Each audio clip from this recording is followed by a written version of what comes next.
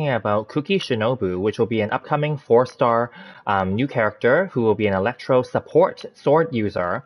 And she'll be coming on Arataki Ito's banner in Phase 2 of version 2.7, which will be releasing in about a few weeks from now. But also Phase 2 will probably be coming in the latter half of June or July, basically, because version 2.8 is coming in mid-July. So I believe she'll be coming at the end of June, that banner. So anyway, yeah, she was confirmed in the 2.7 preview live stream earlier today that she will be a support character. She will have a healing aspect to her skills, and she will also have scaling off of elemental mastery stats. So let's go over what kind of weapons there are. And the purpose of this video are not to talk about any new weapons that are not released yet, obviously. It's only going to be talking about weapons that are currently available as of version 2.6 up to version 2.6 only. So I'm going to briefly go over all the 5-star weapons really quickly, only because first of all, I want to make this clear that I don't think that she's going to be worth putting a 5-star weapon on. She's a 4-star support character, so you don't need to kit her out unless you really love her. And maybe if you get her to C6, possibly, or if you're using her for that purpose, or if you have just extra 5 stars lying around, then that's fine. But I'm going to go over this really quickly.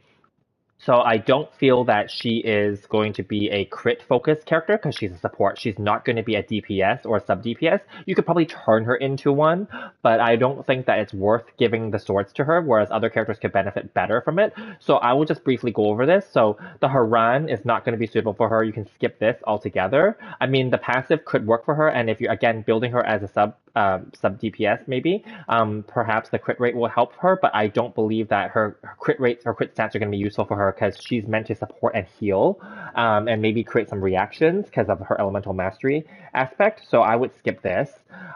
Similarly, the Mist Splitter, which is on the current weapon banner as of right now for the end part of version 2.6, I would skip this for her as well. There are other characters, again, in the game that can benefit better from these two 5-star weapons, so I would skip that. Primordial Jade Cutter, similarly, this is a very universal weapon. This would actually help her because she actually loses HP, as they confirmed, whenever she's trying to heal. However, so the passive will help because it increases her HP. However, it's a crit rate weapon, and this weapon can be better used on other characters. Now, here's one. The Freedom Sworn, this has Elemental Mastery substat, and the passive is also about increasing the damage. I'm not going to read it, but it's there's attack bonuses and all that. This is okay, but this is a 5-star weapon. I wouldn't, unless you have extra ones lying around, I wouldn't recommend giving this to her, especially with Kazuha's rerun potentially coming around the corner in 2.8. I don't know that this weapon is better suited for Kuki Shinobu over Kazuha or other characters. I would skip this weapon for her. But stay tuned though, I do see that there is a 4-star option that would be suitable for her. So, Skyward Blade, this is a weapon that most people don't like having. It can be useful. I put it on my Bennett, but for example, if you didn't put this on your Bennett, maybe you could give this to her for energy recharge purposes. But this increases her crit rate slightly, very slightly. It's very tiny. It also increases her movement speed and her attack speed, and normal and charged attacks again. So this is kind of attack focused in a way. I don't know that this is suitable for her, but if you have no one else to give it to her, to give this weapon to, then yes, you can give this to her. Physical damage for Aquila Favonia, again, there are better characters to give this to. I would not recommend giving this to her. Again, the passive is also focused on attack and damage. Again, I don't know that that's part of her kit or her purpose, so I would skip that. Cinnabar Spindle, this is a very specific weapon for Albedo. I'm just going to skip it. No need to talk about this because it's a defense substat. It has nothing to do with her. So, as you can see, most of these weapons I skipped, so we're not going to really focus on, and I recommend skipping them too, unless you really love her. Now, here is a weapon where I would be okay with giving this to Kuki Shinobu. The Aminoma. This is a really good craftable weapon. You can get it to R5 if you have enough billets. It has an attack percentage substat, and the passive is kind of like an energy-related thing, so it's not bad. And after casting an elemental skill, which she will be using for healing purposes, then this could be okay for her. So I can see this being a pretty good universal weapon to give to Kuki Shinobu.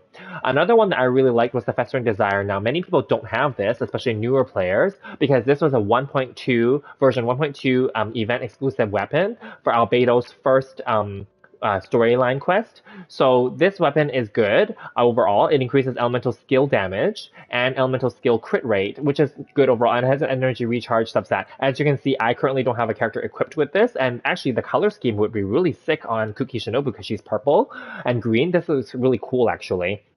So this one I would be okay with giving, but again, I understand that not many newer players would have this. Okay, so moving along, so the Black Sword, this is a Battle Pass weapon. Now, this weapon could be good for her if you want to build her out for her crit rate purposes. Again, this increases her damage for normal and charge attacks. So again, it really depends on how you want to build her. I don't see this being suitable for her unless you try to increase her damage. So that's okay, but I mean, it's okay. The Blackcliff Longsword, this is similar. A Blackcliff series is a very good placeholder. Again, it has crit damage as a substat. The passive is very not sustainable, I would put it that way, because you have to kill enemies in order to get the attack bonus and keep it up as well. So it doesn't work well when you're versing like elite enemies that take too long, or if you're going to versus bosses. So these are not recommended per se, but they can work for these two, Blackcliff and Blacksword. They could work for her, but they're not like going to be her best. But they would be good if no one else is using them and you want to kit her out that way and make her more of a damage dealer. That's fine. Similarly, the prototype Rancor, this is like a cheaper craftable version of the Aquila above. So similarly, then I would say it's a skip. However, the passive could be useful if you have no one else to give this to, right? There are those occasions now where we are later in the game where we have lots of weapon options, and there's probably more weapons than there are characters now that can use them all. So, if you don't want to invest resources, giving them placeholders is fine, especially for 4-star characters. You can't really go wrong per se, as long as it kind of makes sense in what you're doing to build them. Similarly, the Sacrificial Sword is an energy recharge sword, and it's all about the elemental skill being used potentially 2 times. So her elemental skill, I believe, is the healing one. So I think this is okay if you really need her to be a healing role. Then it really goes back to what you're building her to become and what your purpose in having her in your team would be. So this could be okay if you're trying to build her for that way. And then the energy recharge helps because then it brings it up faster for her burst. And then the flute, this is not a recommended weapon. However, many people might have this weapon, especially early game players and newer players. This is not like going to be a great weapon. However, it's a good placeholder. I still have this from the early game and I've left it on my cheat sheet and that's fine. Favonius is a very similar one. It's a placeholder one as well, universal. The only problem with this one is the passive, if you want the extra energy, you will have to have crit hits. And that means that you would actually have to kind of build her in a crit way, which you may not be in this case because she's a support and she has a healing role or a half healing role, let's call it, and maybe more of a elemental mastery kind of role. So I would skip that. And then the Lion's Roar, this one actually could do well against for her because the passive is specifically for Pyro or Electro, so that's good because you get increased damage when they're affected by Electro, and she can definitely, do some AoE Electro damage, right? And it's an attack percentage, which is just good for everybody. Most characters would be beneficial for having attack percentage, so this is okay for her. Iron Sting, this one is the one that I was talking about earlier, which is basically the cheaper craftable version of the Freedom Sword, the 5-star version. So this one has elemental mastery substat, and it can increase her elemental damage because let me rephrase because I can read this passive. Dealing elemental damage increases all damage by a set percentage. Of course, if you get this to R5, it'll be higher, it'll be 12%, and max 2 stacks, so it could become 24%. So this one actually could be a really good weapon for her, and I might want to build this out and give this to her. So that could be an option as well. I don't have any other billets though, so I might just have to let her stick with this for now, or maybe I would give her some other weapon that I currently have. So in conclusion, my personal recommendation is that she's a 4-star support character. I will skip all the 5-star weapons available in the game for her. Unless you have no other character using them, then that's fine. Then if you were to give her 5-star weapons, you can give her the Freedom Sword or maybe the Skyward Blade. Those would probably be the better ones. If you are building up for crit rate or crit damage, of course, then these 3 weapons here would be suitable, but I don't recommend that. Of course, it's up to you guys. Then for the 4-star side, the Amanoma is a good weapon. Festering Desire is a good weapon. I would skip the Black Cliff and the Black Sword because I think other characters would be better suited for those. I would skip the Prototype Rancor. Sacrificial if you want to focus more on her healing, if you want to heal more than once potentially. Flute is okay if you have it. I'm not saying that you should get this weapon, but if you have it and no one else is using it and you don't have another weapon for her, then sure, this is a good placeholder. Similarly, Favonius is a good placeholder, but remember that if you want more energy for her, you have to build her with crit rate.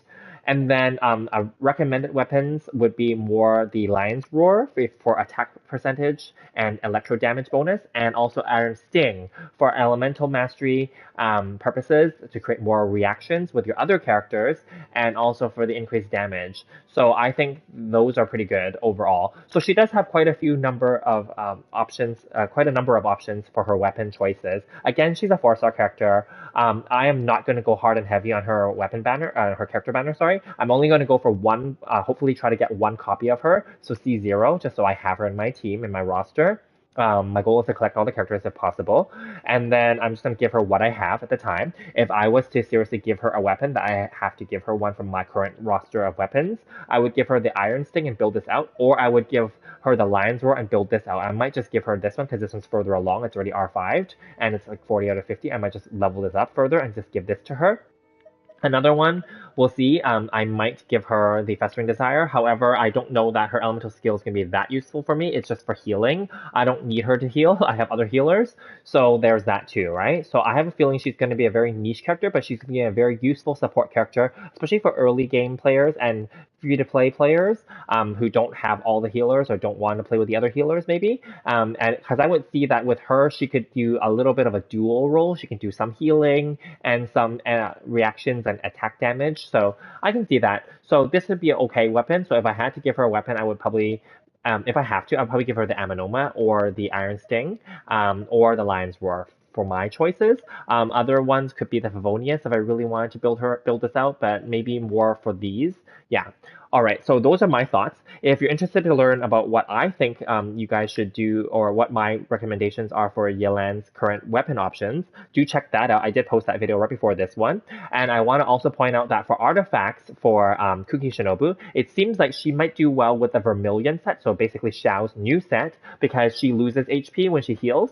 So that set does have that passive where if you lose HP, you gain attack. So there's that. Shimenawa set is a standard for her, for Kuki.